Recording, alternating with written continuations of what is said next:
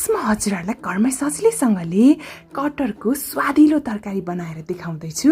Greetings everyone, YouTube channel Amarpanchhi food वर्ल्डमा हजुरहरूलाई धेरै धेरै स्वागत छ। यो कटरको सब्जी बनाउन एकदमै सजिलो छ र घरमै पाइने साधारण सामग्रीहरूबाटै हामीले एकदमै मिठोसँगले तयार गर्न सक्छौँ। यो रेसिपी हजुरहरूले खाना, रोटी, नान, परोठा जेसँग खानु भए पनि हुन्छ। यो रेसिपी चाहिँ ओभरकुक भयो भने चाहिँ मिठो हुँदैन, यसलाई पर्फेक्टली बनाउनु पर्छ। हेर्नुहोस् है, पाकेन भने पनि मिठो हुँदैन र ओभरकुक भयो भने पनि मिठो हुँदैन।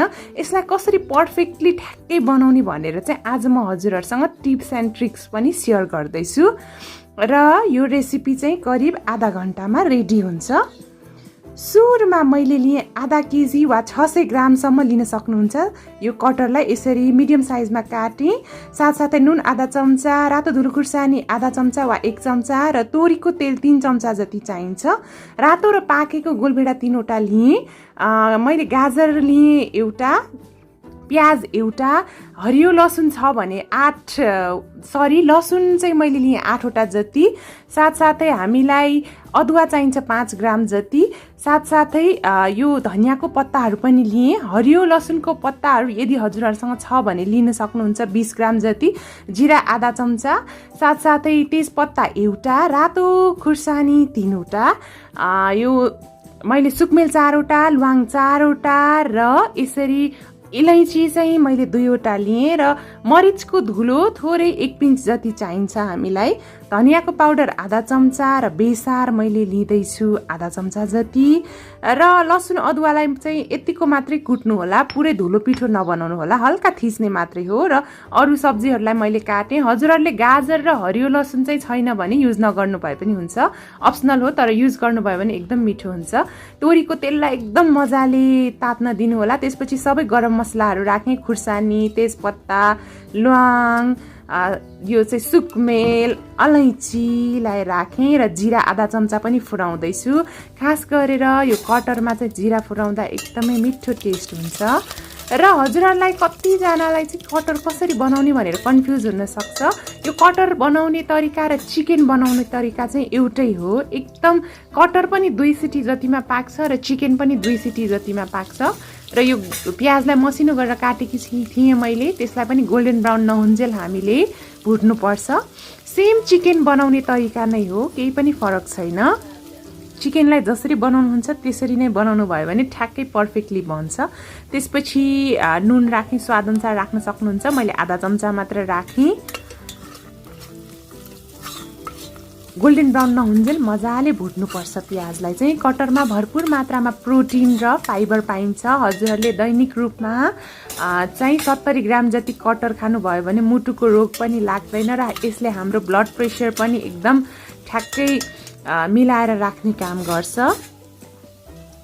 र डायबिटिज छ भने पनि मात्रा मिलाएर खानुभयो भने यसले हाम्रो शरीरमा चाहिँ राम्रै असर पुर्याउँछ।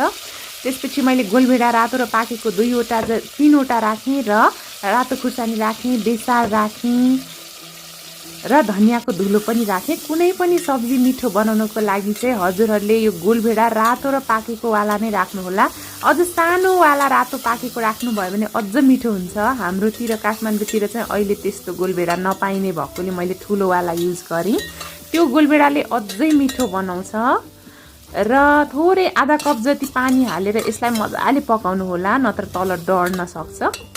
तेल पनि एकदम कम मात्र युज गरेकी छु मैले, 3 चम्चा लगभग 3 जनाको लागि।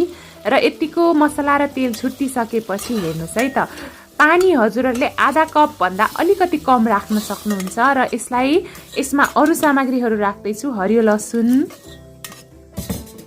हेर्नुहोस् है त, हरियो लसुन राख्दैछु म। यो चाहिँ छैन भने नराख्नु भए पनि हुन्छ, तर यो राख्दाखेरि एकदमै स्पेशल टेस्ट आउने भएकोले मैले राखेँ। गाजर पनि अप्सनल नै हो, तर राख्यो भने मिठो हुन्छ। यसलाई मजाले उम्लिन दिनु होला है, उम्लेपछि मात्रै राख्ने हो। यतिको ग्रेभी भइसकेपछि अब चाहिँ मरिचको धुलो पनि थोरै राखेँ मैले। हजुरहरूसँग मरिचको धुलो छैन भने मरिचलाई कुटेर राख्नु भए पनि हुन्छ। सेतो कालो जुनै मरिचको धुलो राख्नु भए पनि हुन्छ। र यतिको भइसकेपछि चाहिँ हामीले यो कटरलाई राख्छौँ। कटर सकेसम्म सानो पिस गरेर काट्नु होला है। यसो गर्यो भने मसला भित्रैसम्म जान्छ। र अर्को कुरा भनेको कटरलाई राखिसकेपछि 1-2 मिनेट एकदम मजाले चलाइदिनु होला, नत्र यो मसला सबै ठाउँमा जाँदैन। हेर्नुस् त, पाक्नुभन्दा अगाडि नै यो क्या खाउँ लाग्दो भइसक्यो र यसलाई 1-2 मिनट चलाइसकेपछि ठ्याक्कै 2वटा मात्रै सिटी लगाउनु होला है। र 2वटा सिटी लागिसकेपछि प्रेसर आफै रिलिज हुन दिनुहोला र म हजुरहरूलाई खोलेर देखाउँदैछु है त कस्तो बन्यो भनेर। यो चाहिँ एकदम पर्फेक्टसँगले पाकिसकेको छ। म हजुरहरूलाई देखाउँछु। धनियाँको पत्ता लास्टमा राख्न सक्नुहुन्छ र मजाले यसलाई चलाउनु होला। हजुरहरूलाई झोल मनपर्छ भने तातो पानी 2 ग्लास जति राखेर मजाले फेरि एकचोटि बोइल गर्न सक्नुहुन्छ। मलाई चाहिँ यत्तिकै ग्रेभी मनपर्छ। हेर्नुहोस् है त कस्तो मजाले पर्फेक्टली पाकेको छ। म हजुरहरूलाई टेस्ट गरेर पनि देखाउँछु र यो कति मजाले पाकेको छ भनेर पनि देखाउँछु है त। कस्तो खाउँ लाग्दोसँगले रेडी भइसकेको छ। हेर्नुहोस् है, यसले हाम्रो पाचन प्रक्रिया पनि एकदमै राम्रो बनाउँछ। यो कटर चाहिँ पाकेको खाँदाखेरि पनि उत्तिकै स्वास्थ्यको लागि राम्रो र यसरी नपाकेको तरकारी पकाउने कटर पनि उत्तिकै राम्रो हुन्छ स्वास्थ्यको लागि। र कटर खाँदाखेरि दुध चाहिँ नखानु होला है, पोइजन हुन्छ फेरि। दुध र पान चाहिँ नखानु होला। हेर्नुहोस् त कति मजाले पर्फेक्टली पाकेको छ। यो ओभरकुक भयो भने पनि मिठो हुँदैन फेरि, र पाकेन भने पनि मिठो हुँदैन। एकदम मजाले पर्फेक्टली पाकेको छ यो कटर चाहिँ। एकदमै सजिलो छ बनाउनको लागि। हेर्नुहोस् है त, वाउ। र आजको रेसिपी हजुरहरूलाई कस्तो लाग्यो, मन पर्यो भने भिडियोलाई लाइक, कमेन्ट र सेयर गर्न नबिर्स्नुहोला। साथसाथै मेरो च्यानल अमरपन्ची फुड वर्ल्डलाई सब्सक्राइब पनि गरिदिनु होला। Thank you so much for watching. Have a nice day, happy cooking, bye bye. हजुरहरूको दिन शुभ रहोस्।